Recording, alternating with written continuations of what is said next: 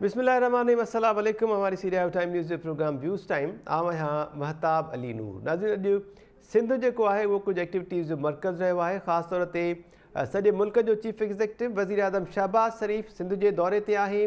सखर ऐं हैदराबाद जो उन दौरो कयो आहे। उनखां पोइ सखर में बि उन इफ़्तिताह कयो M6 मोटरवे जेको आहे उनजे मनसूबे जो। उनखां पोइ हैदराबाद में पीढ़ जो पत्थर रखण वारी तक़रीब थी आहे, जंहिंखे वज़ीर आज़म शहबाज़ शरीफ़ बि ख़िताब कयो। सिंध जे वॾे वज़ीर सैयद मुराद अली शाह हिन तक़रीब खे ख़िताब कयो। राशिद महमूद सुमरो JUI सिंध जो जनरल सेक्रेटरी आहे, उन्हनि बि हिन तक़रीब खे ख़िताब कयो। वज़ीर आज़म शहबाज़ शरीफ़ M6 मोटरवे मेगा मनसूबो जेको आहे उनजी पीढ़ जो पत्थर रखियो ऐं उनजो इफ़्तिताह करे छॾियो आहे। उनखां पोइ वज़ीर आज़म जेको ख़िताब कयो, संदन चवणो त हैदराबाद खां सखर ताईं मोटरवे जेको आहे उनजे कम ते को बि समझोतो न कंदासीं ऐं हीउ जेको प्रोजेक्ट आहे इन जी निगरानी वॾे वज़ीर सैयद मुराद अली शाह खे पाण बि करणु घुरिजे। शायदि वज़ीर आज़म शहबाज़ शरीफ़ इन में मेगा करप्शन जेका थी आहे उनखां बख़ूबी वाक़ुफ़ु आहिनि, जंहिंजे करे उन्हनि इहो चयो आहे त वॾे वज़ीर खे पाण इन जी हाणे निगरानी करणु खपे। उनखां पोइ उन्हनि इहो बि चयो त मोटरवे ते हलंदड़ जेको कमु आहे उन कम दौरान मां पाण बि छापा हणी सघां थो। वज़ीर आज़म शहबाज़ शरीफ़ जे ख़िताब में कुझु अहम शयूं शामिल हुयूं। हैदराबाद जे लाइ 2 अरब रुपयनि जे तरक़ियाती पैकेज जो हुन ऐलान बि कयो आहे। उनखां पोइ वॾे वज़ीर सैयद मुराद अली शाह जॾहिं ख़िताब कयो त उन्हनि कुझु अहम ॻाल्हियूं कयूं। ख़ासि तौर ते हुन पहिरियां त शिकवा शिकायत खे मयार ॾिनी वज़ीर आज़म खे त सिंध खे ख़ासि तौर ते सिंध जे मक़ामी माण्हुनि खे अहिड़े क़िस्म जूं जेके बि रिथाऊं थींदियूं आहिनि उन्हनि में नज़रअंदाज़ कयो वेंदो आहे। ऐं हाणे असांजी रिक्वेस्ट न पर मुतालबो आहे त हीउ जेको सखर हैदराबाद मोटरवे आहे इन में मुकमल तौर ते जेके 25,000 नौकरियूं आहिनि उहे समूरियूं नौकरियूं मक़ामी माण्हुनि खे ॾिनियूं वञनि। इहो असांजो मुतालबो आहे। इन मुतालबे ते बि ॻाल्हि ॿोल कंदासीं। ऐं अहम जेको ख़िताब कयो राशिद महमूद सुमरो साहब, उन्हनि सिधो सो वज़ीर आज़म खे चई ॾिनो त ॿियनि सूबनि जो मुतालबो त थी सघे थो या ख़्वाहिश थी सघे थी, पर सिंध कॾहिं बि सिंध जे अंदरि ॿियो सूबो सिंधवासी बर्दाश्त न कंदा। इन जे करे अहिड़ी सोच खे ई ख़तमु थियणु घुरिजे। राशिद महमूद सुमरो साहब वज़ीर आज़म जो ध्यानु छिकायो त सिंध में धाड़ेल राज वधंदो पियो वञे। अगवा बराए भुंग जूं वारदातूं जेके आहिनि उन्हनि में तेज़ी अची वई आहे। पुलिस बि गैर महफ़ूज़ बणियल आहे। पुलिस क्लाशन कोफ़ सां धाड़ेलनि जो मुक़ाबिलो नथी करे सघे, जंहिंजे करे पुलिस खे जदीद हथियार ॾिना वञनि। हाणे दिलचस्प ॻाल्हि इहा आहे त ख़ुर्शीद शाह साहब जेके वफ़ाक़ी वज़ीर आहिनि ऐं उहे इन सूबनि जे हवाले सां जेके सिफ़ारिशूं तयारु कंदी वफ़ाक़ी कमेटी उन जा चेयरमैन आहिनि, उहे इन तक़रीब में जेतोणीकि मौजूदु हुआ। ऐं राशिद महमूद सुमरो जे ख़िताब दौरान वॾो वज़ीर उन्हनि सां ॻाल्हि ॿोल कंदो रहियो। शायदि उन्हनि खां पुछे पियो त हू इन ते को पंहिंजो मौक़िफ़ ॾींदा या न, पर ख़ुर्शीद शाह साहब अॼोकी इन तक़रीब दौरान 9 सूबनि जे हवाले सां जेका कमेटी ठहियलु आहे पाण उन जा चेयरमैन आहिनि उन्हनि इन हवाले सां पंहिंजो को बि मौक़िफ़ न ॾिनो आहे। इन ते बि ॻाल्हि ॿोल कंदासीं। पैनलिस्ट जेके आहिनि उन्हनि जो तारीफ़ मां सां कराईंदो हलां। नसीर मेमन साहब सीनियर तर्जुमा निगार असां सां गॾु आहिनि। डॉक्टर अयूब शेख साहब, प्रोफेसर इनाम भट्टी साहब ऐं डॉक्टर रफ़ीक अहमद चांडियो साहब असांखे जॉइन कयो आहे। तक़रीरूं जेके कयूं वियूं आहिनि ख़ासि तौर ते वॾे वज़ीर जी तक़रीर जो ज़िक्र कयो जंहिंमें हुननि 25,000 नौकरियूं मक़ामी माण्हुनि खे ॾियण जो मुतालबो कयो। तक़रीर जो उहो हिसो पहिरियां अव्हांखे ॾेखारियूं था।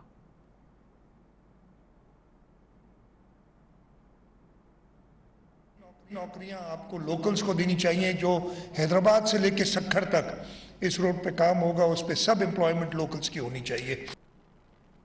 जी नाज़रीन, समूरियूं जेके नौकरियूं आहिनि उहे मक़ामी जेके माण्हू आहिनि उन्हनि खे ॾिनियूं वञनि। उन सां गॾु गॾु जेको राशिद महमूद सुमरो ख़िताब कयो, धाड़ेल राज में वाध थी रही आहे, पुलिस बि गैर महफ़ूज़ बणियल आहे, उन ख़िताब जो बि कुझु हिसो अव्हांखे ॾेखारियूं था। मैं उनकी मौजूदगी में एक बात आपके नोटिस में लाना चाहता हूं कि सिंध में डाकू राज उरूज पर है और हर आए दिन अगवाए बराए तावान की वारदातें हो रही हैं। सिंध पुलिस को मजीद हथियार, जदीद हथियार दिए जाएं। जनाब वजीर आजम साहब, मैं एक तीसरी बात आपके गोश गुजार करना चाहूँगा। सैयद खुर्शीद अहमद शाह साहब, मैं उनके सेहतयाबी के लिए दुआ गो हूँ। अल्लाह तबारक व तआला उनको सेहत कामिला, आजिला, मुस्तमिर्रा, दाइमा अता फरमाए। एक कमेटी बनाई गई है नए सूबों की तश्कील के लिए। शायद पंजाब का ये मुतालबा हो, शायद खैबर पख्तूनख्वा और बलूचिस्तान का ये मुतालबा हो, लेकिन सिंध के अवाम किसी सूरत अपने सूबे में नया सूबा नहीं देखना चाहते। सिंध के अवाम नए सूबे को मुस्तरद करते हैं। जमीयत उलमा इस्लाम ऐसे किसी इक़दाम की जो है इजाज़त नहीं देगी जिस इक़दाम से सिंध तकसीम हो। जी नाज़रीन, doctor Ayub Shaikh Sahib, thank you so much sir, अवां जॉइन कियो।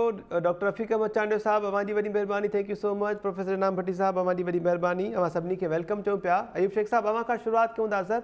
राशिद महमूद सुमरो साहब जे ख़िताब ते पोइ था ॻाल्हायूं, ख़ुर्शीद शाह साहब हुते मौजूदु हुआ, पर वज़ीर आज़म शहबाज शरीफ़ अॼु इफ़्तिताह करे छॾियो आहे M6 मोटरवे जो। जेका करप्शन थी आहे उन जी जांच बि हलंदड़ आहे ऐं करप्शन जो को फ़ैसिलो साम्हूं न आयो, उहा करप्शन वाज़े न थी, उन खां पोइ वरी नवां फंड्स जारी थियनि इन साॻे प्रोजेक्ट जे लाइ। इन मामले खे मां कीअं पिया ॾिसो? मनसूबे जो इफ़्तिताह थी वियो, हाणे हिन ते कमु हलंदो, ऐं गॾु वरी वॾे वज़ीर सैयद मुराद अली शाह जेको 25,000 नौकरियूं मक़ामी माण्हुनि खे ॾियण जो मुतालबो कयो आहे, इहो बि हिकु सुठो मुतालबो आहे। महताब महिरबानी। हिकिड़ी ॻाल्हि त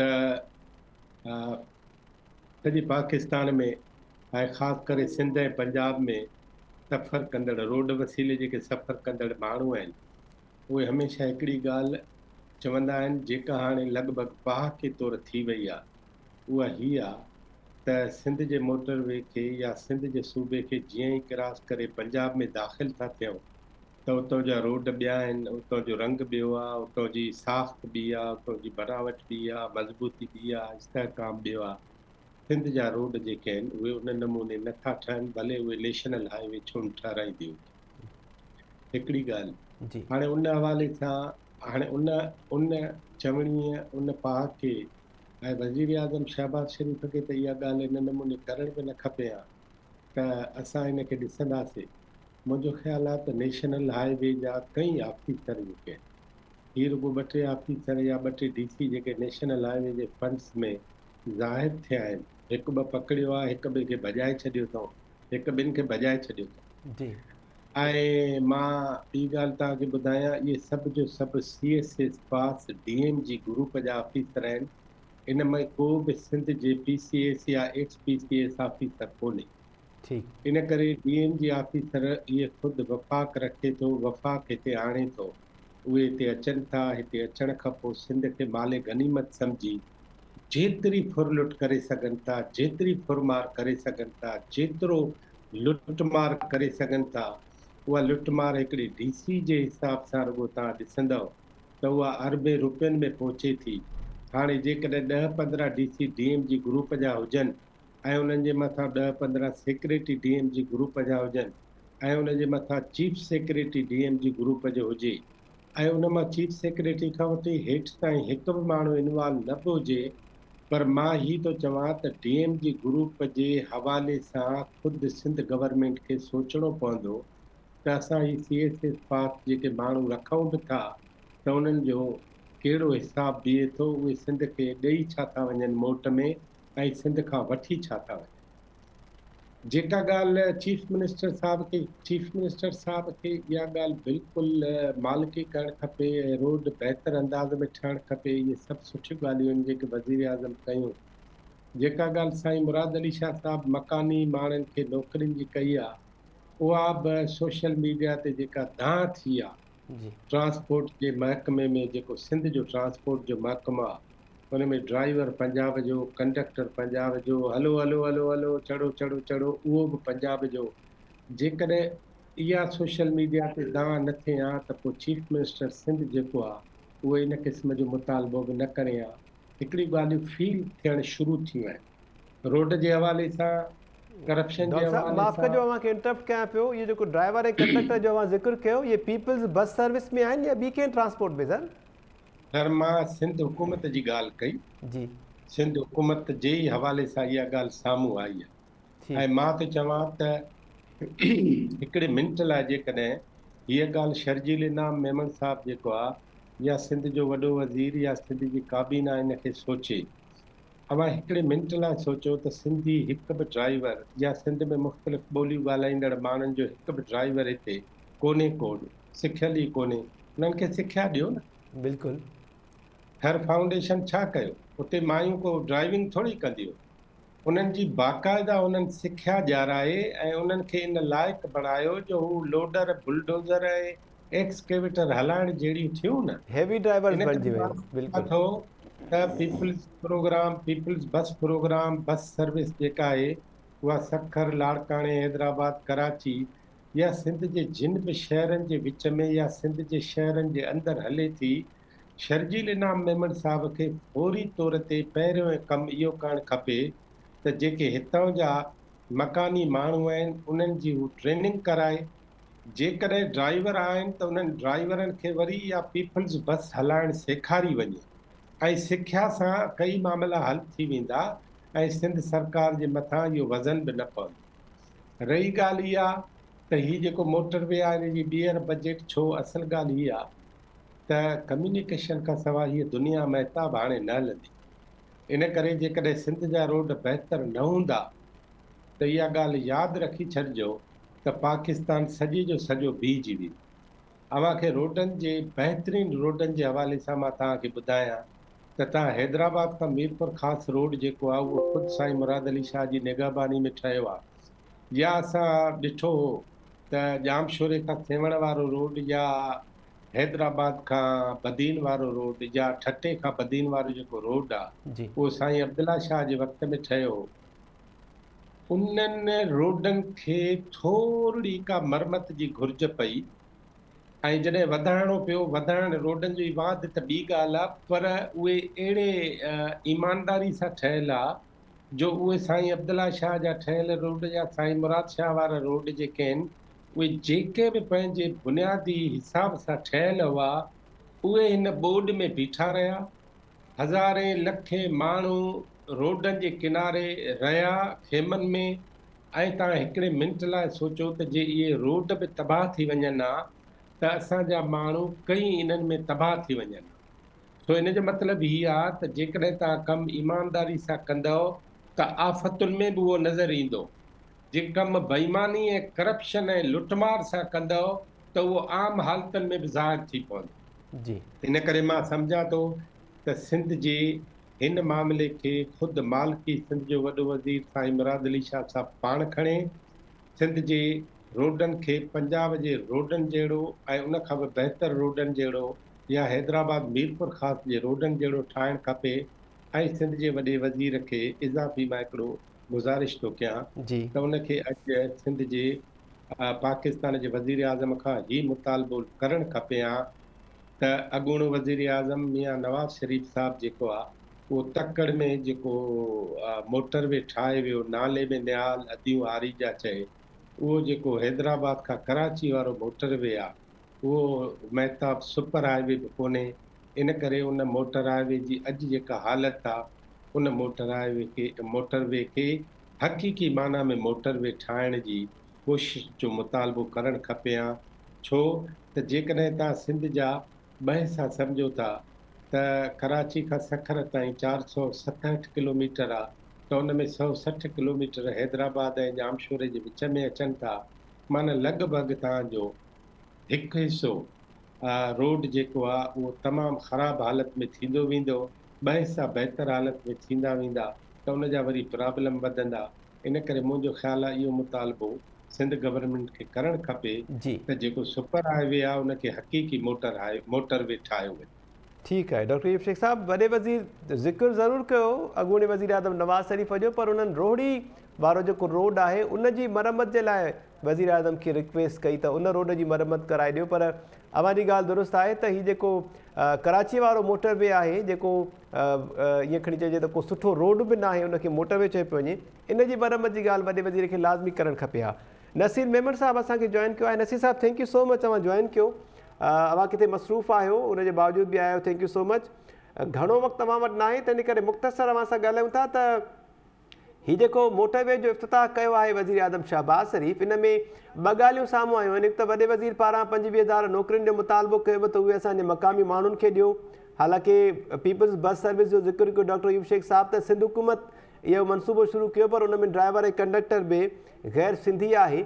उन खां पोइ राशिद महमूद सूमरो साहब ध्यानु छिकायो त सिंध में धाड़ेल राज वधे पियो, पुलिस बि गैर महफ़ूज़ बणियल आहे। पुलिस खे एम्पावर करण जे लाइ उन्हनि खे जदीद हथियार ॾियो ऐं सिंधवासी सिंध में नओं सूबो बर्दाश्त न कंदा। खुर्शीद शाह साहब उन तक़रीब में मौजूदु हुयो, पर उन को बि मौक़िफ़ न ॾिनो। सर नसीर साहब मेहताब महिरबानी। एक तो मां किथे बोर्ड वारनि जे इलाइक़नि में कंहिं असाइनमेंट कयां तंहिंजे करे कंहिं अहिड़ी जातियुनि ते सिग्नल्स बि घटि आहिनि त मथां आवाज़ में गड़बड़ थिए त प्लीज़ इहो ध्यान में रखिजो। जी जेको मोटरवे वारो मामिलो आहे, पहिरीं ॻाल्हि इहा त मोटरवे शुरू थियण खां अॻु ई हेॾी वॾी रिश्वत जे स्कैंडल पैदा थिया जंहिंजो हिकिड़ो ॾाढो ख़राबु तासुर पैदा थियो आहे, तमामु ख़राबु इमेज थियो आहे। पर हिकिड़ी ॻाल्हि चङी आहे त गवर्नमेंट हुन ते इमीडिएट एक्शन खयो आहे। घटि में घटि इहो चई सघिजे थो त जेकर करप्शन थी तो हुन ते एक्शन बि थिए पियो। जी उहो एक्शन किथे थो पहुचे, केतिरो ठीकु थो पहुचे, इन खे अञा ॾिसणो पवंदो। छो त मुख़्तलिफ़ माण्हुनि खे हिन में बि शक आहे त कुझु माण्हुनि वॾनि खे बचाइण लाइ कुझु नंढनि खे कुर्बान बि कयो पियो वञे, पर मूंखे हिन जी एग्ज़ैक्ट ख़बर कान्हे त मां उन ते का राय नथो ॾेई सघां। रही ॻाल्हि इहा त मुराद अली शाह साहिब जो मुतालबो त हिन में लोकल माण्हुनि खे बेनिफिट ऐं प्रायोरिटी मिलणु घुरिजे। 100% मां इन मुतालबे जी हिमायत थो कयां। जेतिरा बि प्रोजेक्ट सिंध में थियनि था, वफ़ाक़ी हुकूमत जा, सूबाई हुकूमत जा, ऐं इते सवाल ईंदो त ख़ुदि मुराद अली शाह साहिब जी पंहिंजी हुकूमत जे अंदरि जेके सूबाई हुकूमत जा अहम प्रोजेक्ट्स आहिनि, घटि में घटि पहिरें सिंध हुकूमत उते त मक़ामी माण्हुनि खे लॻाए न।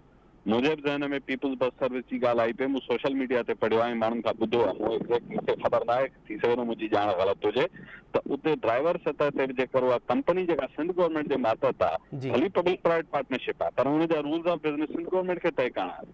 त उते जेकर ॿाहिरियां माण्हू अची हींअर उते कमु कनि था त पोइ मोटरवे ते तव्हां कॉन्ट्रेक्टर्स जेके किथां जा बि हूंदा उन्हनि खां कीअं था तव्हां हाणे चओ त उते तव्हां ॿाहिरां माण्हू न अचनि।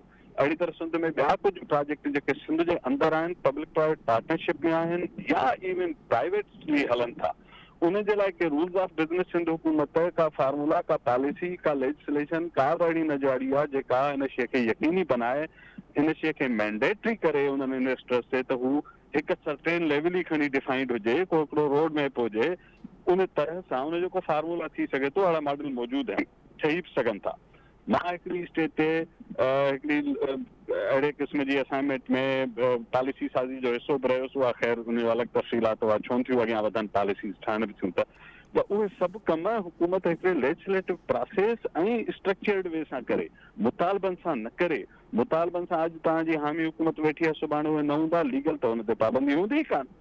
अहिड़ी तरह जेके वफ़ाक़ी हुकूमतुनि में सिंध जी कोटा आहे उहा पूरी नथी थिए, उन ते माण्हुनि खे कंसर्न्स आहिनि। उनजो रोस्टर ते सिंध खे नुमाइंदगी नथी मिले, जेको रोस्टर जो सिस्टम आहे, त पोइ हर हंध ते, ऐं मां वरी चवां थो त ज़ाती मुतालबा न थियणु घुरिजनि। लेजिस्लेशन, पॉलिसी, स्ट्रक्चर्स इहे जेकर हूंदियूं त पोइ इहो लॉन्ग टर्म सॉल्यूशन थींदो।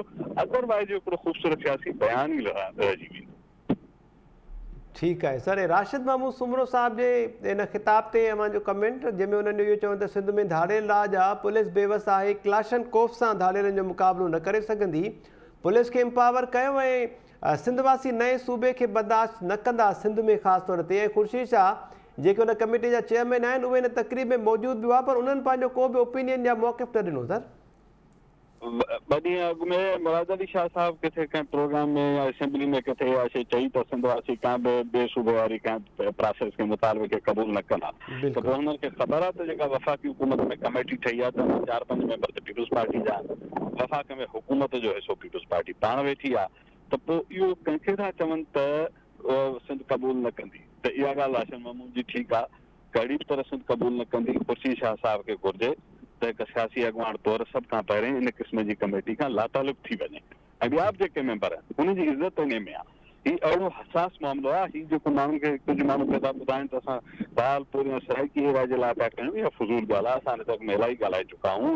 हीउ कॉन्स्टिट्यूशनल मैटर आहे, अहिड़ी शइ खे अहिड़ो दरवाज़ो न खोलनि जेको सुभाणे हिननि खां बंदि न थी सघे, सिंध लाइ ॻिचीअ में पढ़ण जो सबबु बणिजे ऐं हिननि लाइ ख़्वारीअ जो सबबु बणिजी वञे। ठीकु आहे Naseer Memon sahab, thank you so much sir. Doctor Rafiq Ahmed Chandio sahab, अमाना अचूं था प्रोफेसर इनाम भट्टी साहब कॉफ़ी जो थोरो मज़ो वठी वठनि, कॉफ़ी ठरी वेंदी उन्हनि जो कमेंट पोइ शामिलु कयूं था। अवां जो छा ख़्यालु आहे सर, सिंध खे पहिरियां को मिसाल त क़ाइमु करणु खपे न वॾे वज़ीर खे, पीपल्स बस सर्विस में को मक़ामी माण्हुनि खे रोज़गार ॾियनि, को ड्राइवर क्लीनर भर्ती कनि पंहिंजो लोकल, उनखां पोइ वज़ीर आज़म खां इहो मुतालबो ठहे बि थो त मक़ामी माण्हुनि खे नज़रअंदाज़ न कयो, 25,000 नौकरियूं समूरियूं जेके आहिनि उहे मक़ामी माण्हुनि खे ॾियो।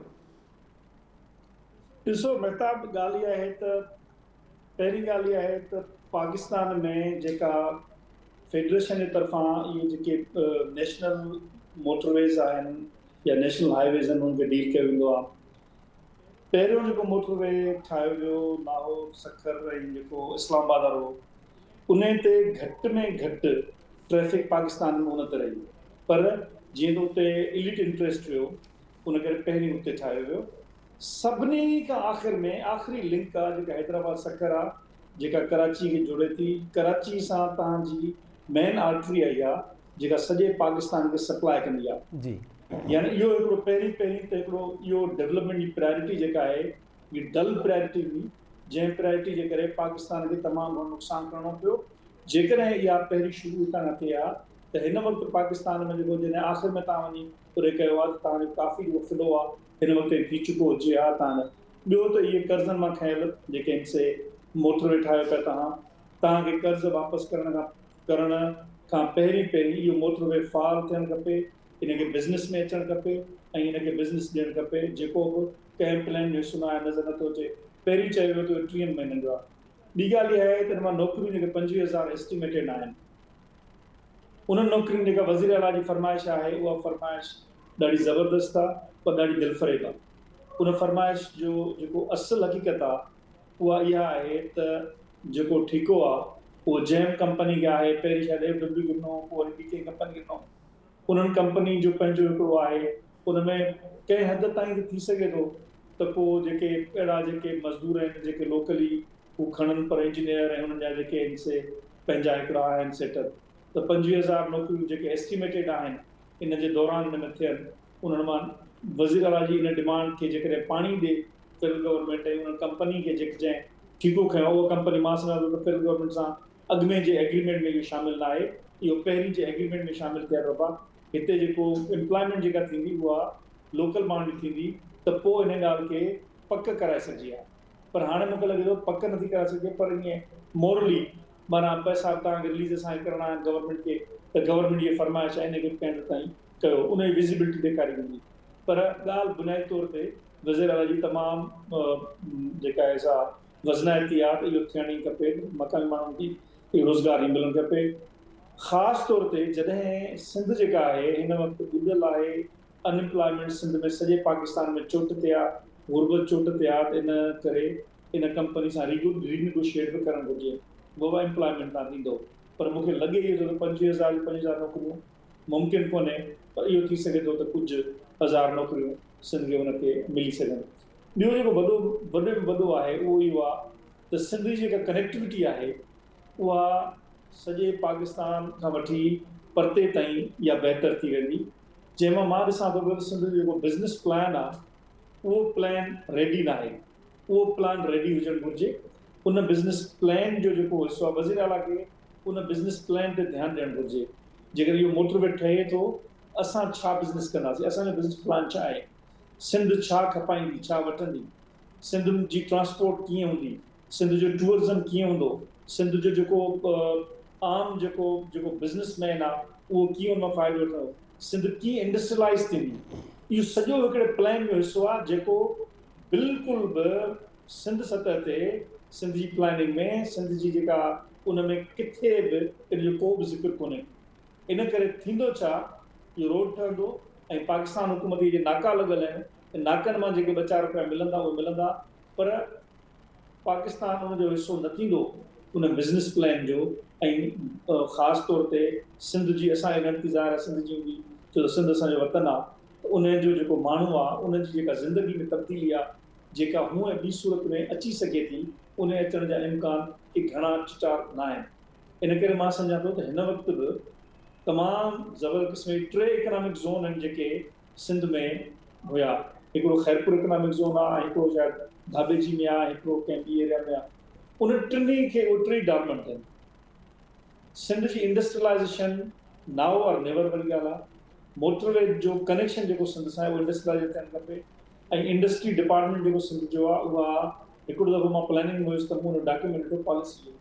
सच ॿुधायो त मूंखे अफ़सोस जी ॻाल्हि आहे उहो डॉक्यूमेंट एतिरो त रद्दी हुयो, उन इंडस्ट्री उन सेक्रेटरी मूंखे ॾिनो, छो त मां उन शोबे में जेको पॉलिसीज़ ठाहींदो हुयो त मां सम्झां थो उन डॉक्यूमेंट ते सिंध जी इंडस्ट्रियलाइज़ेशन जो जेकॾहिं असां बुनियादु रखी रहिया आहियूं त मां सचुपचु त अफ़सोस सां वाक़ुफ़ु नथो करे सघां।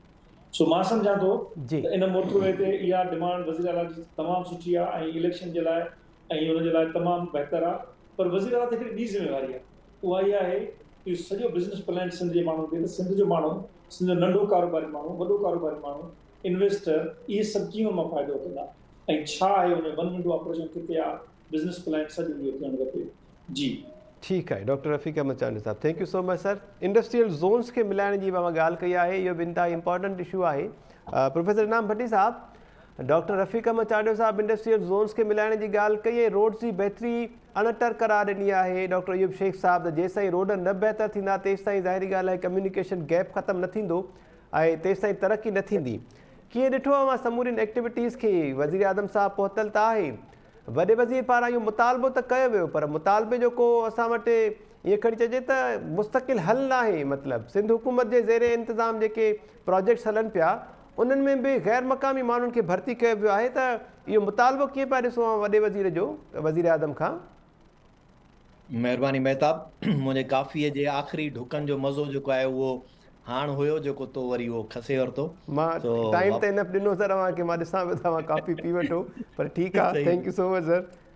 महताब, वॾी अजीब ऐं हैरत अंगेज़ ॻाल्हि आहे त सिंध हुकूमत में हूंदे मुतालबा करे थी, सिंध हुकूमत में हूंदे सड़कुनि ते एहतजाज करे थी, सिंध हुकूमत में हूंदे असेंबली जे अंदरि मुकमिल अख़्तियार हुजण ऐं पूरी अक्सरियत हुजण जे बावजूदु का बि अहिड़े क़िस्म जी कानून साज़ी नथी करे सघे जंहिंसां सिंध खे इहे सभु शयूं जेके ही स्टेज ते ऐं माण्हुनि खे तक़रीरुनि में वेही करे चवनि था उन ते को उन्हनि ते का अहिड़ी कानून साज़ी कनि जंहिंसां उहे सभु शयूं पाबंद थी वञनि। हैरत इहा आहे त सिंध हुकूमत पाण पुलिस हुजे या ॿिया केतिरा ई खाता हुजनि, कराची में उन्हनि जो जेॾीमहिल अंग अखर अचे थो त उते अफ़गानी, बर्मी ऐं बिहारी बि जेको आहे सो उन्हनि खे नौकरियूं मिली थियूं वञनि।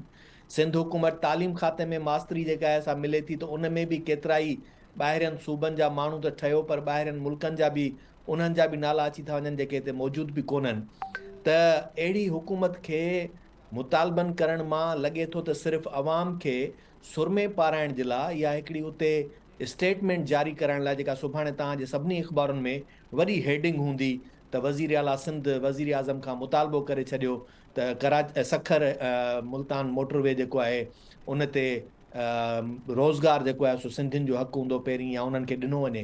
अहिड़े ई क़िस्म जूं उहे ख़बरूं सिर्फ़ु ख़बरुनि जे ज़ीनत बणाइण जे लाइ, या हुननि खे बि ख़बर आहे। ऐं मूंखे त हाणे लॻे थो त काफ़ी के हाणे माहिर जेके ख़बरुनि जा आहिनि उहे उन्हनि खे गॾु ॿुधाइनि था त साईं ही 2-3 लाइनूं चई छॾिजो जेके ॾाढियूं सुभाणे अख़बार में वेंदियूं, आम माण्हू पढ़ी करे ख़ुशि थींदा ऐं सिंध जे माण्हुनि खे ॾाढो बसि सुकून जी निंड अची वेंदी। हुअण ईअं घुरिबो त ही कानून साज़ी कनि त सिंध जे अंदरि वफ़ाक़ी तोड़े सूबाई प्रोजेक्ट जेके बि इन क़िस्म जा हलनि था उन में न रुगो मक़ामी माण्हू, पर ख़ासि करे आऊं त इन इंडस्ट्रीज़ ऐं रोड ऐं इन्हनि शयुनि सां इन ते हूंदो आहियां, त उन मक़ामी जंहिं इलाइक़े में उतां उहा शइ थिए थी त 100% non technical non skilled staff जेको आहे उन जो त इहो क़ानूनी तौर ते तय हुजणु खपे त उहो उन मक़ामी इलाइक़े जो हूंदो, पहिरीं तरजीह उनखे हूंदी, फर्स्ट प्रायोरिटी उनखे हूंदी। पोइ नथो मिले त पोइ भरिसां वारा उनजे खॿे सॼे उत्तर ओलह ॾखिण में जेके बि ज़िला आहिनि उन्हनि खे हूंदी, उन खां पोइ सॼी सिंध जे माण्हुनि खे हूंदी, ऐं पोइ वरी बाक़ी जेको थिए थो स्किल्ड, छाकाणि त स्किल्ड में तव्हां वटि सदाईं कंपनियूं इहो जवाज़ ॾींदियूं त साईं स्किल्ड असांखे लेबर नथी मिले, पोइ उनजे लाइ असां वटि सिंध, पोइ सभई असीं रोइणु शुरू कंदा आहियूं सिंधी माण्हू नॉन स्किल्ड आहिनि, उन्हनि खे सलाहियतूं आहिनि कोन, तंहिंजे करे मजबूरनि ॿाहिरां खणणो थो पवे। ठीकु आहे, तव्हां इहा चवंदा हूंदो, पर आउं इहो बि क़बूल करण लाइ तयारु न आहियां। सिंधी जॾहिं मुल्क खां ॿाहिरि बर्तानिया, अमरीका, सऊदी ऐं ॿियनि हंधनि ते उहो स्किल्ड माण्हू कमाए थो, स्किल्ड उहो उते पंहिंजी सर्विस ॾिए थो, त हिते छो न हूंदो, पर हिते जॾहिं तव्हां मौक़ा न ॾींदव त ज़ाहिर आहे न हूंदो। त पहिरीं पोइ वरी उनजी उहा बि हिकिड़ी रेशो तय थियणु खपे त केतिरो उन्हनि खे ॾींदो, ऐं उन खां पोइ आख़िर में चऊं था 100% टेक्निकल जॉब, टेक्निकल जॉब मां मुराद आहे इंजीनियर्स। त इंजीनियर्स हीअ असांजूं यूनिवर्सिटियूं छा सभु ईअं को एवें सेवें था पैदा कनि जेके किथे कमु करण जहिड़ा न हूंदा। सऊदी जो सॼो अक्सर पावर सिस्टम जेको आहे सो हिते असांजा मेहरान यूनिवर्सिटी जा ग्रेजुएट्स संभालनि था, असांजा ई ग्रेजुएट्स ख़ुदि पंजाब जे सभिनी ग्रिड स्टेशन्स ते अक्सर जेको आहे सो उहे कमु कनि था पिया। हींअर मटियारी लाहौर ट्रांसमिशन जेका ठहे थी पई उते असांजा मेहरान जा ग्रेजुएट्स कमु कनि था पिया। त सिविल इंजीनियर्स उहे केतिरनि प्रोजेक्ट्स ते ॿाहिरि कमु कनि था, त हिते छो न करे सघंदा। त त उन में बि जॾहिं तव्हां कानून साज़ी अहिड़ी कंदव त तॾहिं उहा शइ थी सघंदी, पर उहा कानून साज़ी करणी कोन्हे, छाकाणि त कानून साज़ी करण सां तव्हांखे तकलीफ़ ईंदी। कानून साज़ी कंदव त तव्हांखे तव्हांजी हुकूमत ख़तरे में पवंदे महसूसु थींदी, ऐं पोइ उते हक़ीक़ी तौर ते तव्हांखे इहो ॿुधणो पवंदो त सिंध हुकूमत क़ौम परस्त बणिजी वई आहे। पर हिननि खे छा आहे त उहो हक़ीक़ी क़ौम परस्त थियण जे बजाए उहो इख़बारी क़ौम परस्त थियणु पसंदि आहे। उहो इख़बारी क़ौम परस्ती जेका आहे उहा सस्ती आहे, सवली आहे, बयान जी हद ताईं आहे, उन में तकलीफ़ बि कोन्हे। त ही उहा ई शइ जेका आहे उहा कनि था पिया, जेका सिर्फ़ु उन इख़बारी ज़ीनत बणजण जे लाइ, न त हक़ीक़त इहा आहे त वज़ीर आला सिंध मुतालबो छो करे? वज़ीर आला सिंध चए त अॼु सिंध ही शयूं फेस करे थी पई, ऐं असीं जेकॾहिं इन में इहा शइ न थींदी त सुभाणे सिंध असेंबली मां इन ते असीं कानून साज़ी था करायूं। ऐं ॿी जेका अयूब साहब जीअं ॻाल्हि कई त सिंध जा जेके रोड ॼामशोरो, सेवण ऐं मीरपुर ख़ासि ऐं हैदराबाद जेको आहे, त उन्हनि जी बहितर क्वालिटी थी सघे थो त इन्हनि जो बि को कारनामो हुजे। पर अयूब साहब उन में जेके ठेकेदार कंपनियूं हुयूं न, उहे ॿई ॿाहिरि मुल्क जूं। ॼामशोरो सेवण वारे में कोरियन कंपनी ऐं जैपनीज़ कंपनी हुई ॿिनि पोर्शन्स में, ऐं उन्हनि उन वक़्त में केतिरो फेस कयो इहो सॼो उन वक़्त जे रिकॉर्ड में मौजूदु आहे। हुननि इलाही सातिरो फेस कयो, पर ॿाहिरियूं कंपनियूं तंहिंजे करे हू फेस करे वयूं। ऐं हीअ बि जेका हैदराबाद मीरपुर ख़ासि आहे उहा मलेशियन कंपनी, तंहिंजे करे हुननि बि उहा शइ पंहिंजी क्वालिटी खे मेंटेन रखियो। पर बाक़ी त तव्हांजी हालति जेका आहे मोटरवे जंहिंखे चवनि था कराची ऐं हैदराबाद, उहो जंहिं कंपनी खे ठीके में मिलियो, अॼु त उहो आम रोडनि जी हालति बि उनजी जेका बहितर हूंदी आहे उहा बि उनजी एतिरी बि कोन्हे। ऐं उहो तव्हां ठीकु आहे जंहिंखे ॾियो था, हिकिड़ो त उहा कंपनी जंहिंखां तव्हां पुछाणो न करे सघो, ऐं वरी जॾहिं उनखे लेबॉर्ट्रीज़ जेके थर्ड पार्टी असेसमेंट जेका कंदी आहे, छाकाणि त हाणे उहो ठीको हिकिड़ी अहिड़ी धुर खे आहे जंहिंखे थर्ड पार्टी असेसमेंट कंदड़ बि जेको आहे सो फ्री में सर्टिफिकेट ॾेई थो छॾे। ऐं ॿियो कुझु ठेकेदार वरी उहे जिन सां जेके असांजा चाचा मामा मिट माइट कंहिं न कंहिं तरीक़े सां वास्तेदार हुजनि था, जॾहिं ठीको उन्हनि खे मिले थो त उहे पोइ कंहिंजा बि हुजनि उन्हनि खां केरु पुछाणो कंदो कोन, या वरी उन्हनि जी कमीशन जॾहिं मुक़ररु हूंदी। त पहिरीं सिर्फ़ु इहो आहे त तव्हां उन्हनि कंपनियुनि ते जेको थर्ड पार्टी असेसमेंट जेका क्वालिटी अश्योरेंस जेका हूंदी आहे जिन जी, जेके सर्टिफाई कंदा आहिनि, उन्हनि ते चेक बैलेंस रखो, ऐं उहे अहिड़ियूं रखो जिन खे केर बि कुझु न करे सघे, ऐं उहे सभिनी जे लाइ यकसा हुजनि। उहा भले चाहे FWO हुजे या कहिड़ी बि कंपनी हुजे, पर हिते असां वटि जेकॾहिं हिकिड़ा के उन खां बालातर आहिनि ऐं हिकिड़ा वरी पैसनि जे एवज़ जेकॾहिं कनि था, त पोइ सॼो कमु उहो तबाही थिए थी। त आउं सम्झां थो मोटरवे यकीनी तौर ते जेको सखर खां मुल्तान ताईं आहे, उन जी त जेका आहे असां सूरत हाल नज़र अचे थी पई त बहितर आहे। हिन वक़्त ताईं त उहो ईअं ई लॻे थो त जहिड़ा पंजाब जा मोटरवेज़ आहिनि ओड़ो ई आहे, पर जेको हाणे हैदराबाद सखर ताईं ठहंदो उनजी ख़बर न आहे त सूरत हाल छा हूंदी, छाकाणि अञा कमु थियण खां पहिरीं जेके निशानियूं नज़र आयूं त उन्हनि निशानियुनि मां त ईअं थो लॻे त अञा मस्जिद जुड़ी कोन्हे, अंधनि ज़ोर भरियो आहे। त उन्हनि जिन अंधनि अॻ में ई उते लुटमार करे छॾी, त हाणे जॾहिं उहो कमु शुरू थींदो त उन ते छा थो थिए, उन ते त वरी वधीक अलाही मालिक आहे। पर आउं सम्झां थो त सिंध हुकूमत खे हर लिहाज़ खां इन्हनि शयुनि जी मालिकी करणु खपे, ऐं उहा क़ानूनी तौर ते करणु खपे। जीअं रफ़ीक चयो त हींअर त ख़बर न आहे उहे मुआदा केतिरा कीअं थी विया आहिनि, पर जॾहिं तव्हां उहो कॉन्ट्रैक्ट अलाट कयो था, उन कॉन्ट्रैक्ट जे अलाट करणु वक़्तु उन में इहे शयूं हुजणु खपनि त हिन जी एम्प्लॉयमेंट कीअं हूंदी, कंहिं वटि हूंदी ऐं कंहिंखे ॾींदो। बाक़ी तकरीरुनि जी हद ताईं जेका शइ आहे महताब, उहो सिर्फ़ु ऐं सिर्फ़ु लफ़ाज़ी नारेबाज़ी ऐं उहा ईअं सखणियूं ॻाल्हियूं आहिनि जेके इख़बारी ज़ीनत ऐं माण्हुनि खे बेवकूफ़ बणाइण जे लाइ। जी महताब। ठीकु आहे professor Inam Bhatti sahab, thank you so much sir. Doctor Ayub Shaikh sahab, कानून साज़ी जी ॻाल्हि कई आहे प्रोफेसर इनाम भट्टी साहब, ऐं डॉक्टर रफ़ीक साहब जो बि कुझु इहो ई ओपिनियन हुयो। कानून साज़ी त थींदी रहंदी, ठीकु आहे, नौकिरियुनि जे मामले में बि इहो मामिलो बि ठीकु आहे, पर राशिद महमूद सुमरो साहब जेको ख़िताबु कयो इन भरे मजमे में वज़ीर आज़म जे साम्हूं, ख़ुर्शीद शाह साहब उते मौजूदु हुआ, सिंध जो वॾो वज़ीर तोड़े इन मामले खे रद्द करे चुको आहे, पर उनजे बावजूदि कमेटी चेयरमैन ख़ुर्शीद शाह साहब खे बि पंहिंजो वाज़िह मौक़िफ़ ॾियणु खपंदो हुयो, जेको हुननि अॼु न ॾिनो। राशिद महमूद सुमरो जी स्पीच ते छा चवंदा? हिकु सिंध में धाड़ेल राज आहे, पुलिस खे एम्पावर कयो, IG सिंध पुलिस बि हिते मौजूदु हुआ, ऐं उनखां पोइ वरी सिंध वासी कंहिं बि सूबे खे क़बूल न कंदा सिंध अंदरि। महताब हिकिड़ियूं ॿ ॻाल्हियूं असांखे साम्हूं रखणु खपनि। हिकिड़ो त मूंखे ख़ुशी आहे त सईद ख़ुर्शीद शाह इन फंक्शन में मौजूदु हो। ठीकु सर। छो त जिस्मानी तौर ते हुनजी जेका तबियत आहे उहा उते मौजूदु जे न बि हुजे हा त बि मां इहो चवां त उहो तमामु घणो बीमार आहे, सख़्तु बीमार आहे, जंहिंजी दुआ जे लाइ राशिद सूमरे उते तकरीर में बि चयो। लंडन वञण जी इन इजाज़त बि उन्हनि खे मिली आहे सर, एहतिसाब अदालत उन्हनि खे परमिशन ॾिनी आहे त भले इलाज लाइ वञो अवां लंडन। ऐं हुनजी तबियत घणी ख़राबु आहे, घणी ख़राबु आहे। असां दुआ गो आहियूं त हू ख़ैर सां मोटी अचे। हिकिड़ी ॻाल्हि, ॿी ॻाल्हि इहा त अहिड़ी सूरत हाल में हू जवाब दर जवाब ॾे या वज़ाहत करे, उहा सूरत हाल उते उन फंक्शन में मौजूदु कान हुई। ॿी ॻाल्हि इहा आहे, तव्हां हिकिड़ी ॻाल्हि सम्झो त हिकिड़ी कमेटी ठही आहे, उन कमेटी जो उन्हनि सरबराह सैयद ख़ुर्शीद अहमद शाह खे कयो आहे त सैयद ख़ुर्शीद अहमद शाह जे कमेटी जे सरबराह थियण जो मतिलबु इहो थोरो ई आहे त सिंध ॿ धकंदो। ठीकु कंहिं सर। बि माण्हू जी कमेटीअ जो अच्छा हाणे हिन ते ॾिसो, इन जे बदिरां को अहिड़ो बदनाम ज़माना माण्हू नवाब ऑफ कालाबाग हुजे या जेकॾहिं इन कमेटीअ जो सरबराह, त असां त सभु हाणे खां ई ॾकऊं आहे त नवाब ऑफ कालाबाग सिंध सां ख़बर न आहे त छा कंदो।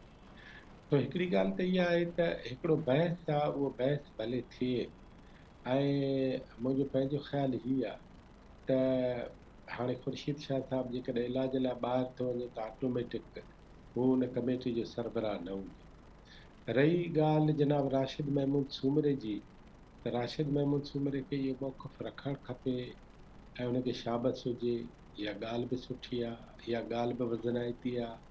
ऐं इहा ॻाल्हि न रुॻो सुठी ऐं वज़नाइती आहे, पर अहिड़े हंधि करणु बि ज़रूरी आहे। ऐं माण्हुनि खे बार बार यादि कराइणो पवंदो, माण्हुनि खे बार बार उन्हनि जे हाफ़िज़े खे तेज़ कराइणो पवंदो।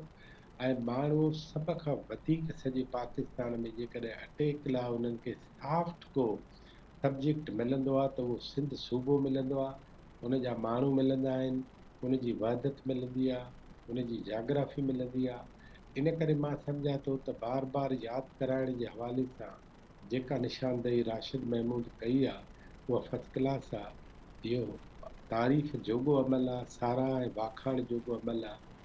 पर हुन कमेटी वारी ॻाल्हि ते तव्हांखे ईअं ई सम्झणो पवंदो त हिकिड़ो बहस आहे। आख़िरी ॻाल्हि मां हीअ थो कयां त भला मां हिकिड़ी ॻाल्हि आहे उहा ज़हन में मौजूदु आहे माण्हुनि खे त हिन पाकिस्तान जो जेको हशर नशर थियो आहे उहो इन करे आहे, मुशरफ खां अवल बि जुड़े साहब जे दौर में बि इहे ॻाल्हियूं मुख़्तलिफ़ माण्हुनि शुरू कयूं त 20 सूबा ठाहींदव त कमु भलो थींदो, हीअ कंदव त भलो थींदो।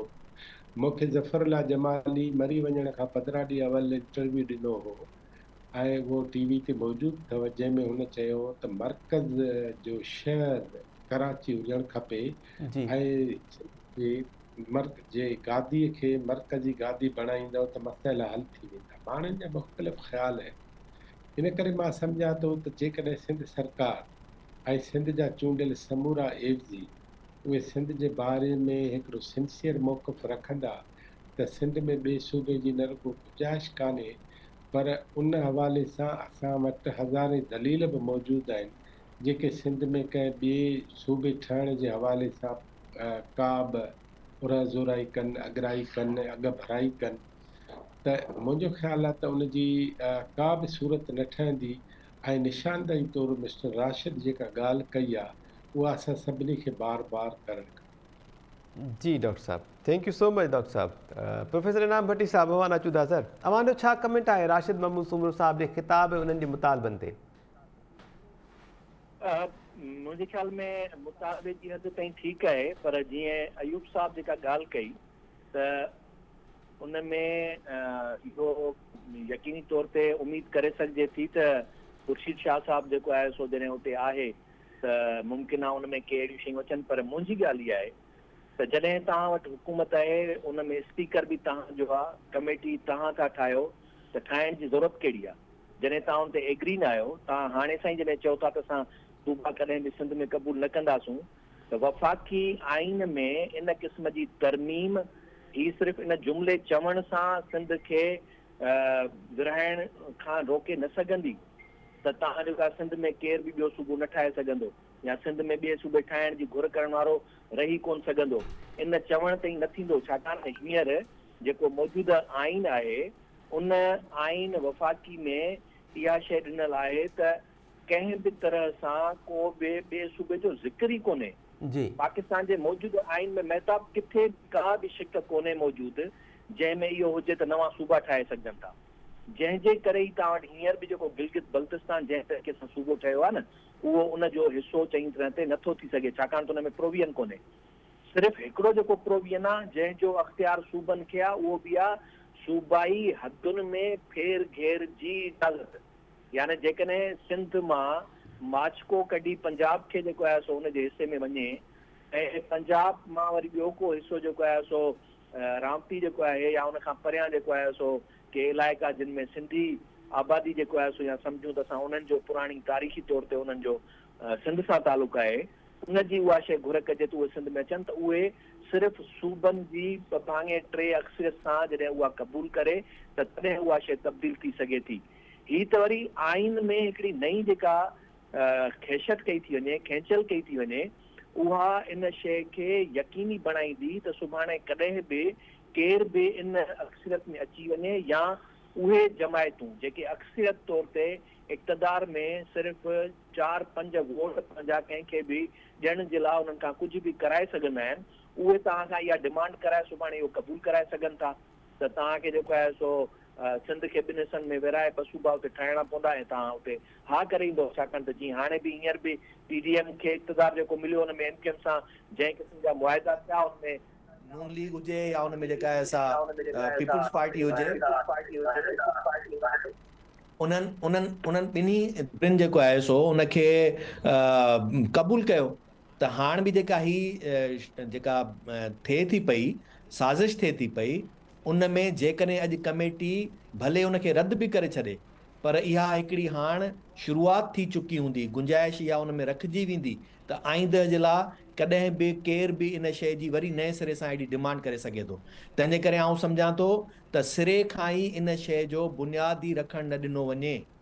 वफ़ाक़ी हुकूमत खे ऐं वफ़ाक़ी पार्लियामेंट खे इहो अख़्तियार ई न हुजे त असांजे सूबनि जे बारे में या पाकिस्तान जे अंदरि नवनि सूबनि जे ठाहिण जे बारे में को अख़्तियार त छा पर उन ते सोचे बि, छाकाणि त पाकिस्तान सिर्फ़ु ऐं सिर्फ़ु हिननि 5 क़ौमुनि जे इकाइयुनि ते ठहियो हो, जंहिंमें हिकिड़ी क़ौम तव्हांखे छॾे वई, उहा नाहे हाणे। बाक़ी जेके 4 मौजूदु आहिनि उहे बराबरि जूं क़ौमूं, बराबरि जी हैसियत सां तारीख़ी वतन आहिनि, जिन जूं पंहिंजूं सॼियूं सरहदूं जेके आहिनि हींअर खां न बल्कि माज़ी खां वठी वजूद रखनि थियूं। पाकिस्तान में जॾहिं शामिलु थियूं 1 यूनिट खां पोइ वरी तव्हां जेके फेर घेर कयूं, जेके बि उन जूं सरहदूं ठाहियूं, हाणे खणी उन ते ई इस्तफ़ा कयूं था, हाणे उनखे ई खणी क़बूल कयूं था, पर इन खां पोइ इन में का बि बाक़ी शइ थियणु क़बूल न हुजणु खपे। पीपल्स पार्टी खे इहो मौक़िफ़ न रखणु घुरिजे त कंहिंखे जुरत ई न थींदी इहो सिंध जे विरहाङे जी ॻाल्हि करे। पीपल्स पार्टी खे इहो मौक़िफ़ रखणु घुरिजे त इहा जेका कमेटी ठही आहे उनखे बि क़बूल नथा कयूं, इन क़िस्म जी कंहिं बि सोच खे क़बूल नथा कयूं, ऐं ख़ुदि राशिद महमूद सूमरो उनजी जमायत उहा हुनजो हिसो आहे, उनखे बि इन क़िस्म जे मुतालबे करण जे बजाए इहो चवणु खपंदो त इहा कमेटी तव्हां तश्कील ॾियणु गैर आइनी, गैर कानूनी ऐं असांजे एहसासनि जे ख़िलाफ़ु आहे। जेकॾहिं इनखे वापसि नथा वठो त असीं तव्हां सां गॾु न आहियूं। इहा साॻी शइ जेकॾहिं ॿी का हुजे हा न जंहिं ते त तव्हांखे राशिद महमूद सूमरे जो बयानु इहो ई ॿुधण में अचे हा त असां सुभाणे ई PDM खां अलॻि थियण लाइ तयारु आहियूं, अलविदा चऊं था। त तंहिंजे करे आउं सम्झां थो इन जो बुनियादु रखण सां अॻिते हली करे तमामु वॾा ख़तरा जनम वठंदा। असांखे इनाम साहब हिकिड़ी ॻाल्हि रोकियां थो, सराइकी सूबे लाइ छा थियणु खपे? असांजो हुन सां तालुक़ु न आहे, उहो हुननि जो पंजाब जे अंदरि जेकॾहिं पंजाब असेंबली में 2 भाङे 3 सां वञी करे ठाहिनि था त वञी ठहिराइनि। हीउ जेको वफ़ाक़ खे अख़्तियार ॾियणु आहे, वफ़ाक़ खे माना वफ़ाक़ जे आइन में हींअर को बि इहो प्रोविजन कोन्हे। इहो वफ़ाक़ जे आइन में प्रोविजन विझण सां इन जो यकीनी तौर ते ख़तरो असांजे लाइ वधीक वधंदो। तंहिंजे करे आउं त चवां इहो उन्हनि जे सूबे जो मसइलो आहे, वञी करे कनि था त कनि, असांखे एतिराज़ु कोन्हे। बिल्कुलु इनाम साहब मां हिन में कुझु एड कयां। डॉक्टर यूब शेख साहब अवां इजाज़त सां ज़मीर घुमरो साहब सीनियर कानूनदान आहिनि, बैरिस्टर साहब ऐं शाह बोसो साहब, उन्हनि चवणो त आइन में त 9 सूबनि जो कुझु ज़िक्र या का गुंजाइश ई न आहे, पर इंतिज़ामी यूनिट्स बि जेकॾहिं अवां ठाहिणु चाहियो कंहिं सूबे में त पोइ उन सूबे जी असेंबली जेका आहे 2/3 मेजॉरिटीअ सां उनजो अप्रूवल ॾींदी ऐं पोइ ईअं थी सघे थो त पंजाब असेंबलीअ मां इन ते कमु थी सघे थो सराइकी सूबे जे लाइ। उहो बि हिकिड़ो जीअं खणी चइजे त इंतिज़ामी यूनिट तौरु उनखे उहो ठाहे सघनि था। अयूब शेख साहब। इहो ई महताब मूं चयो पिए त उहो जी। इंतिज़ाम, पहिरीं ॻाल्हि त असांजो सूबो इंतिज़ामी यूनिट कोन्हे। बिल्कुलु। पंजाब खे जेकॾहिं लॻे थो त पंजाब तमामु वॾो आहे, उनखे इंतिज़ामी तौर ते ॿिनि हिसनि में विराइणु चाहिनि था त भले वञी करे विराइनि, इहो उन्हनि खे जेको आहे सो अख़्तियार आहे। असांजूं अखियूं थधियूं, वरी पाण में गठजोड़ कनि, खीर खंड थियनि। बाक़ी ही असांजे बुनियाद ते इहा जेका सियासत कनि था, जंहिंमें भले खणी अॼु जेकॾहिं चवनि त भई इहो सिर्फ़ु अंदरूनी खाना, मूंखे इहा बि ख़बर पई आहे त अंदरूनी खाना पीपल्स पार्टी किथे ईअं बि चए थी त सिर्फ़ु साउथ पंजाब में पॉलिटिकल गेम चेंज करण जे लाइ ही शइ हींअर कई पई वञे, पर सिंध में सुवाल ई पैदा नथो थिए जो असीं सिंध खे उहा त माज़ी में सर नून लीग बि कई, पीटीआई बि कई, पर अमल दरामद थियो। अयूब शेख साहब लास्ट में हींअर पीपल्स पार्टी करे पई। हींअर पीपल्स पार्टी अहमद महमूद शाह, गीलानी साहब ऐं जहांगीर तरीन ईंदड़ इलेक्शंस में इन ई जेको आहे सो बुनियाद ते साउथ पंजाब में इलेक्शंस कैंपेन हलाइण जे लाइ मूव कंदा। जी डॉक्टर अयूब शेख साहब, अवां जो कमेंट सर कुझु चवणु चाहींदव? मुंहिंजो ख़्यालु आहे त जनरली ॻाल्हि त मूं सवेर बि कई। जी। आउं बहस जे हक़ में आहियां ऐं बहस थियणु खपे ऐं सिंध खे पंहिंजो दलील मैनिफेस्ट करणु खपे। पंहिंजी धरती, पंहिंजे वतन, पंहिंजी सरहदुनि, पंहिंजी जाग्राफी, पंहिंजी हिस्ट्री खे बचाइण लाइ ज़रूरी आहे त असां हिकु सिंध जी ॻाल्हि कयूं ऐं हिकु सिंध जे ख़िलाफ़ु जेको बि माण्हू हुजे उन्हनि सभिनी खे पंहिंजे दलील सां जवाबु। ठीक है doctor Ayub Shaikh Sahib, thank you so much sir. Professor Inam Bhatti sahab, thank you so much. Doctor Rafiq Ahmed Chandio sahab, thank you so much, अवां जी वॾी महिरबानी। नसीर मेमन साहब असांखे जॉइन कयो, अवां जी वॾी महिरबानी। नाज़रीन, सिंध में वज़ीर आज़म शहबाज शरीफ़ M6 मोटरवे जेको मेगा मनसूबो आहे उनजो अॼु इफ़्तिताह कयो आहे। वॾे वज़ीर मक़ामी माण्हुनि खे 25,000 समूरियूं नौकरियूं जेके इन रिथा सां सिलाड़ियल आहिनि उहे ॾियण जो मुतालबो कयो। ऐं अॼोकी इन इफ़्तिताही तक़रीब दौरान राशिद महमूद सुमरो सिंध जूं जेके हालतूं आहिनि उन ते बि थोरी घणी ॻाल्हि ॿोल कई। उन्हनि जो चवणो त सिंध में धाड़े राज वधे पियो, पुलिस खे एम्पावर करण जे लाइ वफ़ाक़ किरदारु अदा करे ऐं पुलिस खे जदीद हथियार फ़राहम करे। नए सूबे जे हवाले सां बि ॻाल्हि ॿोल थी आहे, जिते राशिद महमूद सुमरो साहब त काफ़ी तनक़ीद कई ऐं उन्हनि जो चवणो त सिंधवासी जेके आहिनि उहे नए सूबे खे कंहिं बि रीति क़बूल न कंदा। वॾो वज़ीर सैयद मुराद अली शाह साहब बि तक़रीब में मौजूदु हुआ ऐं ख़ुर्शीद अहमद शाह साहब बि मौजूदु हुआ। वॾे वज़ीर सैयद मुराद अली शाह कुझु ॾींहं अॻु ई इन समूरे मामले ते पंहिंजो मौक़िफ़ जेको आहे उहो वाज़े करे छॾियो हो, पर ख़ुर्शीद अहमद शाह साहब तोरे जो ते मौजूदु बि हुआ, पर उन्हनि इन मामले ते का बि ॻाल्हि ॿोल न कई ऐं पंहिंजो को मौक़िफ़ पेश न कयो। अॼु के प्रोग्राम में इन ई मामले ते ॻाल्हि ॿोल थी। ईंदड़ प्रोग्राम ते ॾींदा इजाज़त। अल्लाह निगहबान।